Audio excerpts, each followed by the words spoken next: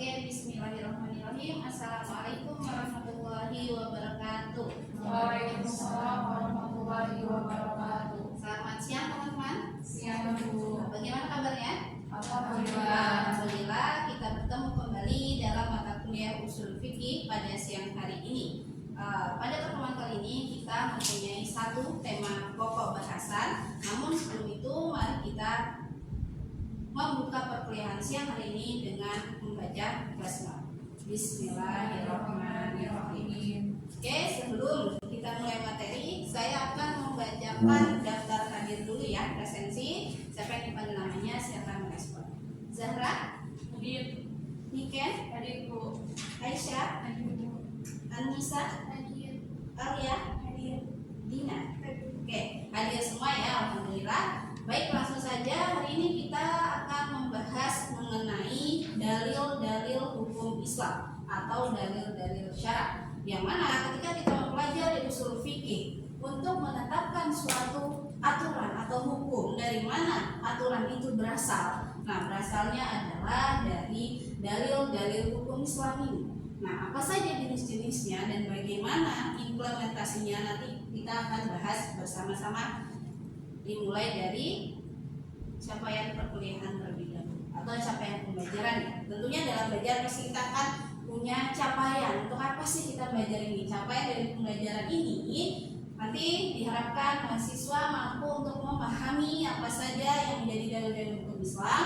Tidak hanya memahami saja, termasuk juga menerapkan dalam kehidupan sehari-hari yang berlandaskan syariat Islam. Jadi ketika nanti teman-teman apalagi fakultas syariah, nanti ada yang ditanya misalkan SH semua nih, tapi fakultasnya syariah, nanti ditanya tentang hukum sesuatu, apa hukumnya? Nah, teman-teman sudah paham, sudah mempraktekkan juga dan sudah bisa menjelaskan juga kepada orang lain nanti yang menanyakan hal tersebut. Ini yang menjadi capaian pembelajaran kita. Oke, sekarang kita menuju ke pengertian pertama. Nah, tadi kita melihat bahwa judulnya itu adalah dalil-dalil hukum Islam. Nah, sebenarnya apa itu dalil-dalil hukum Islam?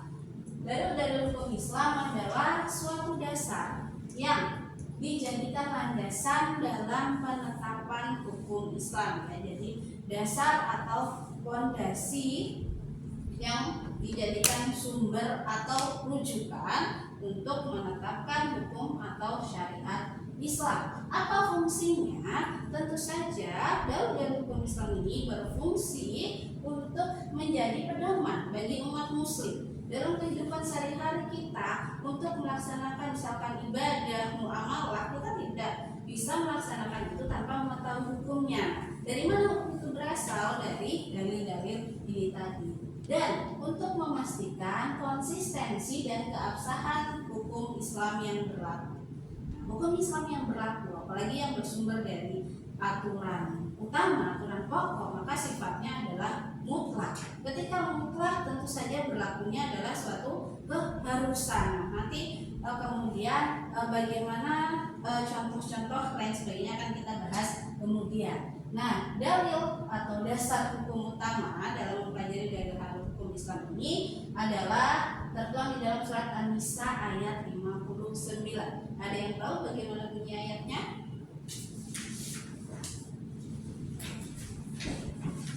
Ada yang tahu?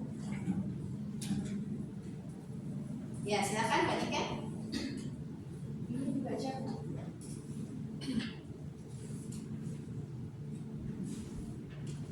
Dalam ayat Al-Quran An-Nisa 59 yang berbunyi, A'udzubillahi minasyaitonirrajim.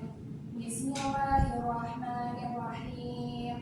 Ya ayyuhalladzina amanu athi'ullaha wa athi'ur rasul wa ulul amri minkum fa in tanaza'tum fi syai'in farudduhu ilallahi war rasul in kuntum tu'minuna billahi wal yawmil akhir dzalika khairu wa ahsanu ta'wila.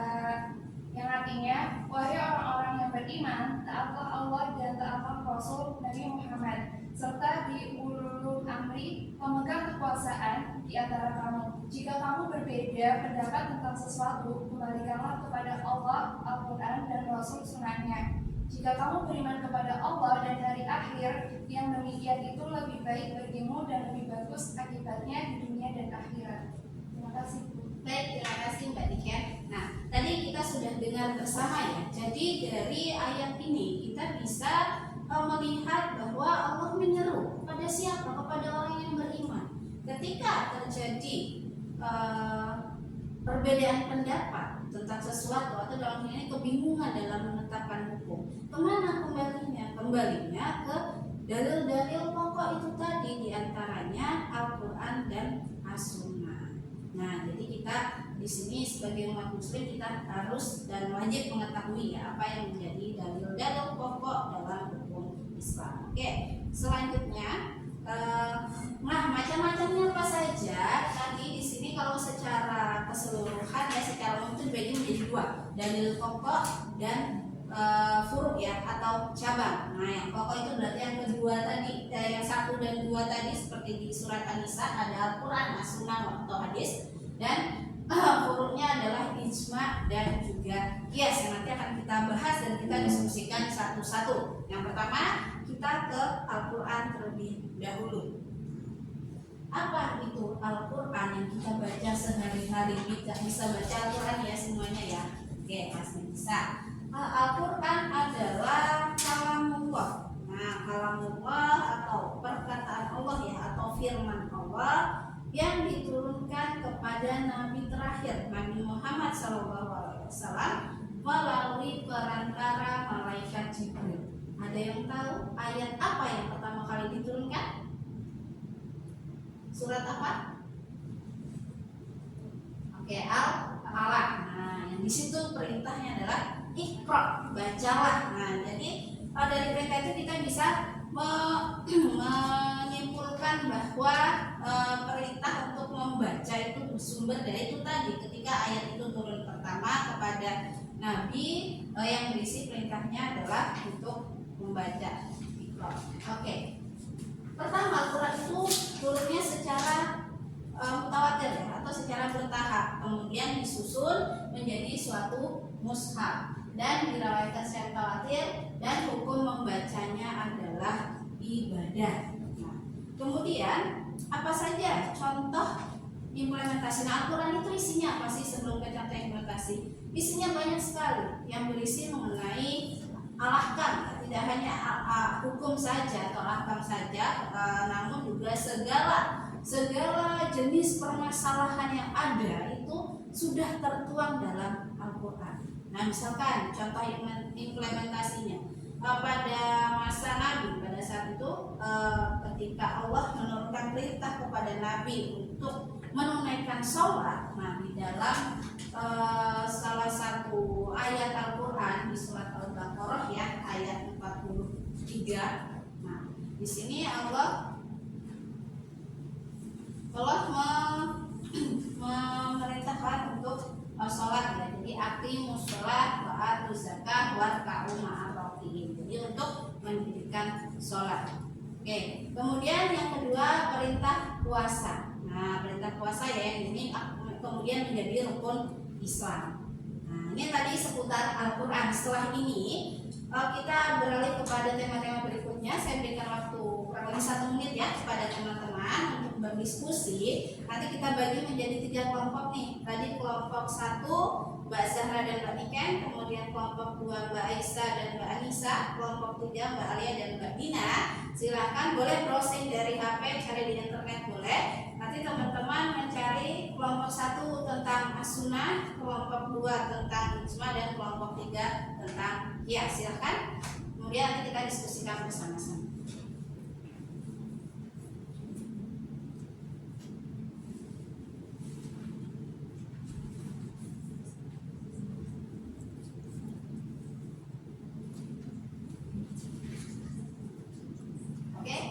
Sudah cukup ya? Sudah siap waktunya? Mari kita diskusikan. Yang pertama kita ke dalil yang kedua dulu ya, As-Sunnah. Nanti langsung saja setelah kelompok 1 lanjut kelompok 2, kemudian kelompok 3. Silakan kelompok 1 boleh berdiri. Terima kasih Bu atas kesempatannya. Di sini kami kelompok 1 untuk mempresentasikan hasil diskusi kami terkait sunnah dan hadis. Nah, untuk pengertiannya yaitu segala perkataan qaul, perbuatan fi'il dan persetujuan takdir Nabi Muhammad SAW, sunnah yang berfungsi sebagai penjelas, penguat, atau terkadang membuat hukum baru yang tidak ada secara rinci dalam Al-Quran. Untuk contohnya, dalam hadis Nabi Muhammad SAW menjelaskan tentang cara sholat, yaitu sholatlah kalian sebagaimana kalian melihat aku sholat. Jadi hadis riwayat Bukhari dan Muslim. Untuk selanjutnya, untuk implementasi dari sunnah atau hadis adalah gerakan bacaan dan jumlah rakaat dalam sholat 5 waktu dilakukan sesuai tuntunan Nabi Muhammad SAW. Tertulis dalam dalil hadis tentang sholat riwayat Bukhari, yaitu sholat kama ra'aitumuni usolli, yang artinya sholatlah sebagaimana kalian melihat Rasulullah SAW sholat. Terima kasih. Itu saja dari kelompok 1. Oke, terima kasih kelompok 1. Dilanjutkan akan kelompok 2 untuk dalil yang ketiga ya tentang ijma. Terima kasih atas kesempatannya Ibu Hasna. Baik, di sini kami akan menjelaskan sedikit tentang ijma, yaitu pertama yang pengertiannya.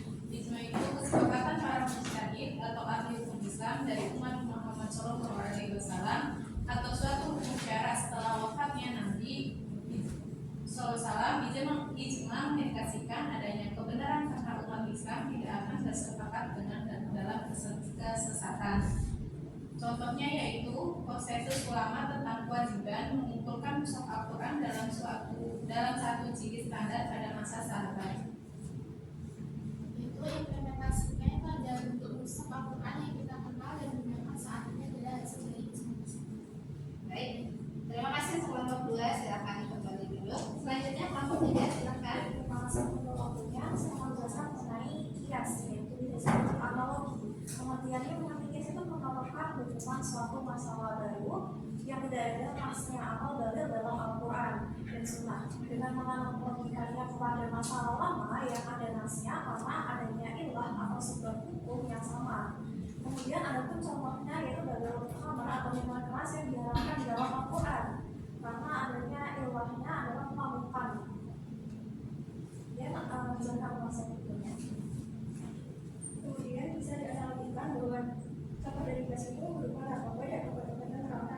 Itu diharapkan hukumnya karena memiliki ilah yang sama dengan khamar, yaitu memabukkan dan merusak akal. Kemudian implementasi dari kias itu sendiri yaitu bisa berupa pencegahan dan penindakan hukum terhadap penyalahgunaan narkoba berdasarkan prinsip haramnya zat yang memabukkan.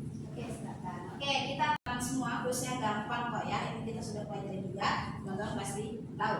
Oke, kuisnya adalah satu soal saja. Di antara hierarki dalil-dalil hukum Islam tadi yang sudah kita diskusikan bersama, manakah yang menempati urutan ketiga? Wah, semuanya nih. Siapa yang belum ya? Oke, Alia. A, B, atau C? Oke, jawabannya adalah ijma atau konsensus ya tadi ya, ketetapan ulama dalam melakukan suatu. Oke, jadi kita bisa saya simpulkan di sini ya dari apa yang sudah kita pelajari, memahami dalil-dalil hukum Islam adalah fondasi utama bagi setiap muslim. Karena apa? Karena tentu saja hal ini dilakukan untuk menjaga keutuhan dan keberlangsungan syariat Islam. Nah, mendorong istihad yang bertanggung jawab. Kalau tadi ijma dan qiyas itu kan salah satu metode penggalian hukumnya adalah dengan istihad. Nah, yang melakukan istihad tidak sembarangan. Jadi hanya orang yang berkriteria sebagai seorang mujtahid yang melakukan istihad dengan bertanggung jawab sesuai kaidah syariat itu penting supaya apa? Supaya terciptanya keselarasan dalam penetapan hukum Islam. Sudah paham ya teman-teman semua? Alhamdulillah. Baik, untuk pertemuan hari ini kita cukupkan sekian. Mari kita akhiri dengan bacaan hamdalah. Alhamdulillahirobbilalamin. Terima kasih atas perhatiannya. Saya akhiri. Wassalamualaikum warahmatullahi wabarakatuh. Waalaikumsalam warahmatullahi wabarakatuh.